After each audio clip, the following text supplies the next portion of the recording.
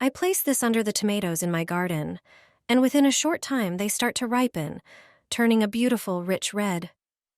My neighbor shared this trick with me, and since then I can't imagine a growing season without it. It's especially helpful when the weather isn't ideal and the fruit just stops developing despite watering and fertilizing. Thanks to this method, I don't have to wait weeks for results. If your tomatoes aren't ripening due to bad weather, lack of sunlight, or plant stress, this trick is worth trying. Pick a few apples from the garden. If you don't have any, store-bought ones will work just as well. After just a few hours of placing them under the tomatoes, the fruit started to blush and looked like it had ripened in the sun. It's all thanks to ethylene, a natural gas released by apples that speeds up the ripening of other fruits. This method is not only simple and effective, but also completely natural.